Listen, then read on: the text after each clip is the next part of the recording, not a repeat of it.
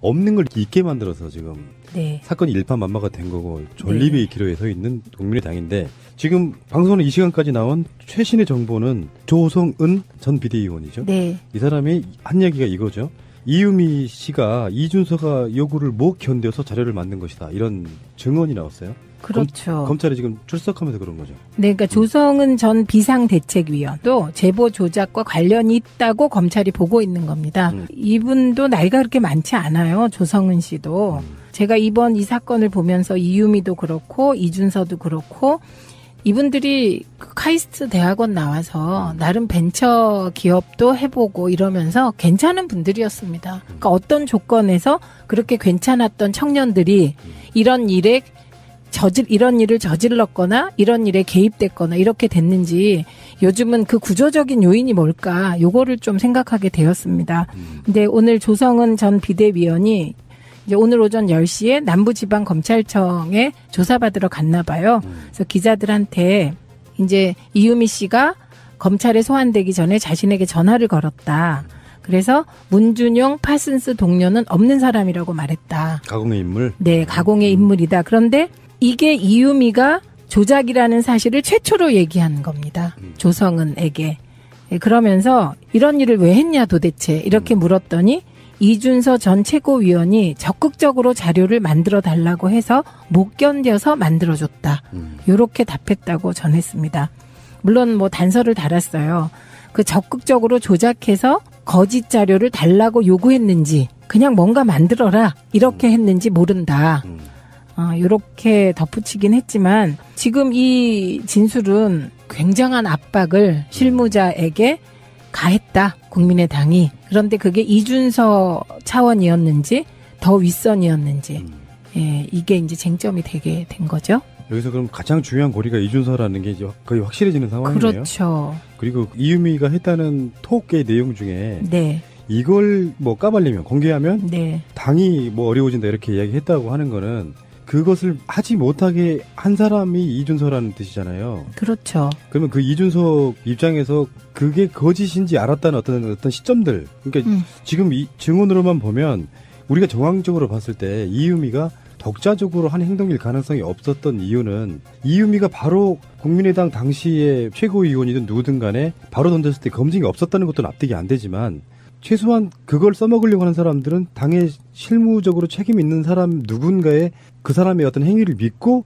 그걸로 대선 무기로서 사용한 그런 측면이기 때문에 이준석 단독으로 조작을 가담했는지 또는 알고도 묵인했는지 아니면 더 윗선까지가 있는지가 이제 이 사건의 핵심이 되는 것 같은데요. 그렇죠. 이준서가 이유미가 이거를 사실대로 말하면 국민의당이 큰일 난다고 하셔서 아무것도 못하겠다 이런 요지의 카톡을 보냈고 그거에 대해서 이준서가 카톡으로는 답하지 않고 다른 SNS를 통해서 사실이라니 뭘 말하는 거냐 뭐 이렇게 했다는 거거든요. 그래서 그걸 알리바이로 내놓고 있어요. 네. 그런데 그게 과연 알리바이가 될지 아니면 이건 알리바이를 만들기 위해서 그런 방법을 썼을 수도 있는 거잖아요. 그렇죠. 네, 그래서 이건 검찰 조사를 통해서 밝혀져야 할 것 같고요.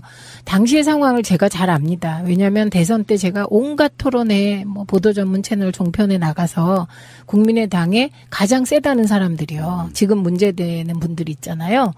그 대변인 라인 그쪽과 계속 토론을 했잖아요. 거기에 강현재 변호사도 있었고 김철근 대변인도 있었고 그다음에 장진영 변호사도 있었고 그다음에 김성호 부단장도 저하고 토론했어요. 근데 그때 분위기는 뭐였냐면요. 뭔가 국민의당이 일사불란하게 그 문준용 건을 가지고 공세를 취하겠다는 태도였어요. 그리고 말하는 내용도 똑같았어요. 우선 토론회에 나오시면 남의 말을 안 들으세요. 그냥 일방적으로 따따따따따 하시고 거짓말을 막 하시고 그러면 왜 거짓말을 하냐 그럼 또 화내시면서 막 이런 이게 그때 반복된 패턴이었거든요. 토론회에서. 그러니까 그건 뭐냐면 이게 이제 안철수 후보가 뚜벅이 유세를 하게 되는 건 그동안의 유세가 너무 공중전을 하면서 그 안철수답지 못했다. 그래서 안철수다운 프로그램을 만든 게 뚜벅이 유세예요. 그러면서 안철수 전 후보는 그때 네거티브 하지 않겠다고 발표를 해요. 그리고 뚜벅이 유세를 해요. 그런데 거꾸로 당은 사실은 네거티브를 그때부터 더 세게 했거든요. 그러니까 이거는 후보와 당을 분리하면서 뭔가 막판 스파트를 해보자는 전략적인 판단. 그리고 이제 저희가 그때 그 입수한 그 자료들이 있었는데 일부 이제 폭로를 못하고 넘어간 자료들이 있어요.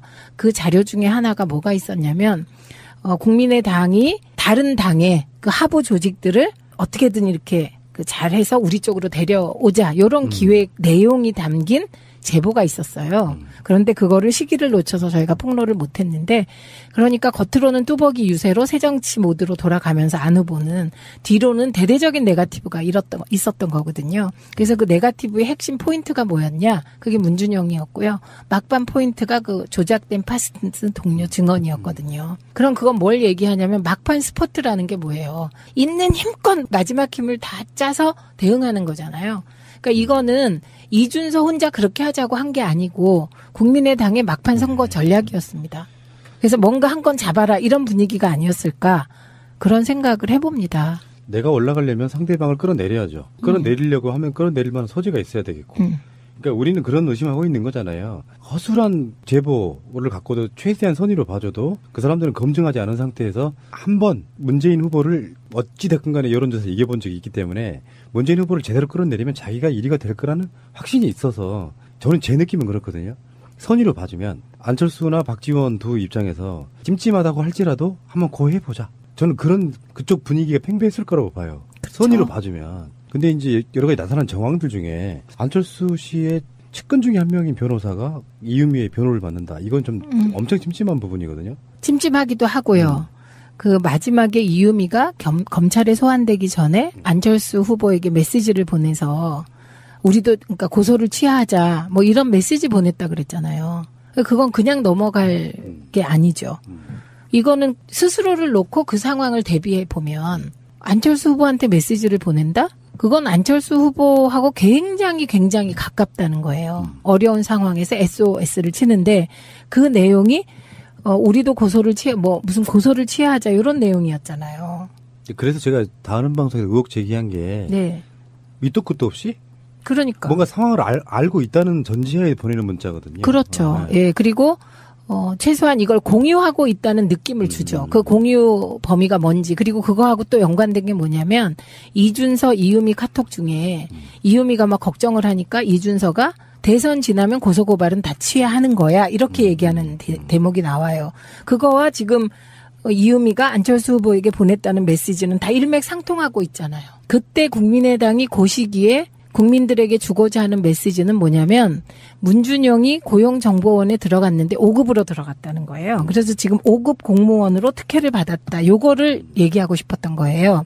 그러니까 그거는 예를 들면 그 뒤에 이어지는 답변이 고용정보원 5급은 공무원으로 치면 7급에서 9급 사이 8급이다. 요 답변을 들으면 안 되는 거죠. 예, 그러니까 5급 공무원으로 들어갔다. 요거를 안철수 후보만 얘기한 게 아니에요. 강현재 변호사도 반복해서 얘기해서 제가 그 얘기할 때 TV에 나와서 왜 거짓말까지 하냐 이렇게 얘기를 한 적도 있거든요. 그러니까 5급 공무원으로 특혜 받았다. 이것도 거짓이잖아요. 이거를 반복적으로 얘기를 하는 거죠. 근데 이게 한 명만 그런 게 아니고요. 모든 토론자, 국민의당 토론자들이 나와서 이쪽으로 몰고 가려고 했다는 거죠. 그리고 안철수 후보도 그런 거예요. 그러니까 저는 이게 그냥 뭐 개별적으로 했다고는 안 보이고요. 이 5급 몇 가지 포인트를 잡아서 준비했다고 생각을 해요. 그리고 이후에 파슨스 동료 건도 이게 국민의당에서 이제 제보 조작 사건에 대해서 자체 조사를 했잖아요. 그래갖고 이유미 혼자 했다 이렇게 발표를 했거든요. 그런데 그러고 나서 여론조사를 해보니까 70% 이상의 국민이 이건 국민의당 차원에서 진행된 거다 이렇게 얘기를 하게 되는 거거든요. 그게 상식적인 눈이다. 어제 김성호 전 그 부단장의 네. 나는 이거를 사적으로 받은 게 아니라 당 공식 통로를 통해서 받았다. 이거 얘기하고 들어갔거든요. 네. 그거 어떻게 받아들이세요? 당 공식 통로라 함은 공명선거 추진단 차원에서 받았다는 거죠. 그리고 적어도 이 조작을 당 차원에서 했는지 모르겠지만 그 조작된 내용을 어떻게 활용하고 대선 전략 속에서 화력을 집중할 것인지는 당 차원에서 한 일이다. 이런 뜻인 거예요. 여기서 돌발 질문. 네. 제가 알고 있기에도 김성호 씨는 정동영계잖아요. 네. 굉장히 유명하신 분이더라고. 그 사람이 정동영계 인계. 미국. 네. 한겨레 신문 기자도 했고. 네. 근데 지금 당권 경쟁에 뛰어든 사람들이에요. 정동영, 정정배 이런 사람들은. 네. 이 상태에서 안철수나 박지원이 완전히 망하는 게 좋아요? 아니면 그래도 당을 전속시키는 게 좋아요? 어느 쪽 스탠스 해야 됩니까? 그 사람들 같으면? 의원님 같으면 어떠시겠어요? 저 같으면요. 이걸 잘 수습해서 정면 돌파해서 당을 살리려고 했을 테고요. 저는. 그렇지만 이게 당권을 잡으려는 입장에서 보면 A가 살면 내가 죽고 A가 죽으면 내가 사는 거거든요. 막판에 당권은. 그렇기 때문에 이거는 다른 계산이 작동할 것 같아요. 제가 그쪽이라면 안철수라는 또는 박지원이라는 확실한 몸통을 쳐내고 우리는 세탁했으니까 괜찮다고 고할 것 같다는 생각을 해요. 그럴 가능성이 커요. 크고 그리고 박지원 대표가 거짓말한 게 나왔잖아요. 이준서와 통화했다는 거 아니에요. 네. 그런데 기억이 안 났다 이렇게 말을 바꾸셨는데 그건 정말 제가 보기엔 정치 구단, 그러니까 말하자면 원숭이가 나무에서 떨어진 격이에요 지금. 언제부턴가 한국적 정치 문화가요. 검찰이든 뭐 당 차원의 조사든 간에 결과를 내놓을 때 국민들이 상식적으로 생각했을 때 야 이런 사건을 당이 몰랐을 리가 있냐라고 생각하는 국민적 여론이 만들어지면 어떤 조사 결과가 나와도 그게 안 바뀌더라고요. 그러니까 상식적으로 봤을 때 국민의당 지도부는 어느 시점에선가는 조작인 걸 알고 있었고 그렇지만 대선에 이겨보려고 고했다. 이게 일반적인 국민 정서인 거잖아요. 그렇죠. 그 당시 국민의당은요. 문재인 후보 흔들기가 선거 전략이었습니다. 그래서 문재인 후보가 정말 지구상에는 있어서는 안 되는 정치인처럼 몰아붙여서 제가 그때로 돌아가면 정말 자다가도 벌떡 일어날 정도로 그때 정말 제가 몇 가지 단어 이렇게 들으면 알러지가 되는 단어가 있어요. 첫째가 친문 패권이라는 단어. 정말 있지도 않은 친문 패권을 가지고 마지막까지 흔드는데 그 단어만 나와도 경기가 날 상황이고요. 그러니까. 예. 그다음에 또 하나가 있어요. 그놈의 박스권. 10% 박스권, 20% 박스권, 30% 박스권. 그다음에 또 하나 있어요. 확장성이 부족하다는 말. 그러면서 그렇게 욕하는 사람들이 확장성이 부족해도 이길 환경을 계속 만드시더라고. 그러니까 감사할 일이었는데 예, 어쨌든 그 단어들을 전부 누가 가장 많이 구사했냐. 그게 자유한국당이 아니에요. 바른정당이 아니에요. 국민의당의 패널들이었어요. 네, 저는 이제 안철수 후보나 지금 이 판을 조금 한 걸음 띄워놓고 생각을 해요. 너무 그 정파적인 상황에 매몰돼서 생각을 하면 저도 그 수준이 되는 것 같아서 갑자기 얼굴이 빨개지거든요, 혼자. 그래서 이 상황을 놓고 몇 가지 말씀을 드리면 우선 첫째는 어떤 조건이 되면 저 카이스트 대학원을 나와서 유능하던 청년들이 이런 가장 부끄러운 70년대식 정치 조작의 주인공이 되었을까 이 생각을 합니다. 어떤 조건이면 사람이 그렇게 바뀌냐.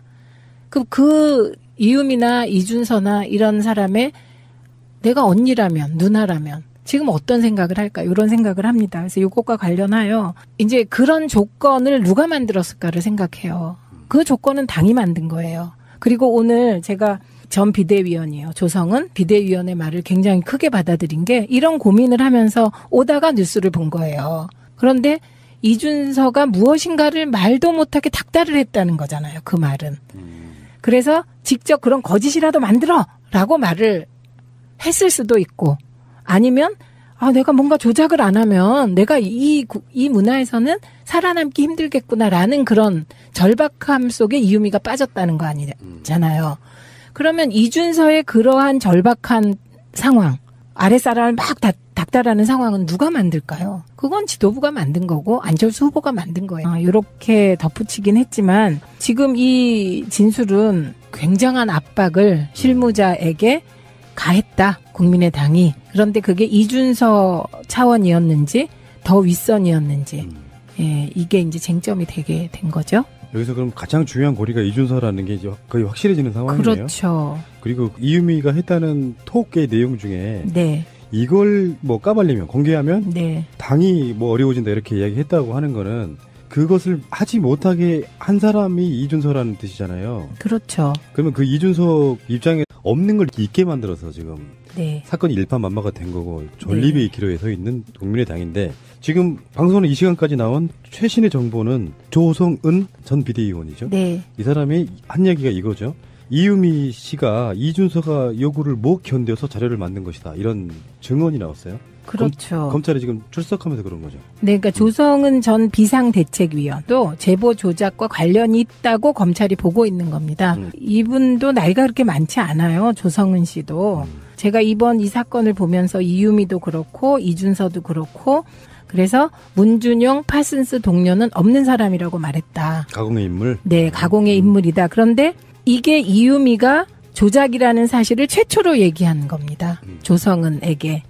그러면서 이런 일을 왜 했냐 도대체 이렇게 물었더니 이준서 전 최고위원이 적극적으로 자료를 만들어 달라고 해서 못 견뎌서 만들어줬다.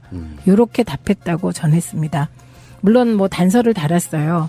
그 적극적으로 조작해서 거짓 자료를 달라고 요구했는지 그냥 뭔가 만들어라 이렇게 했는지 모른다.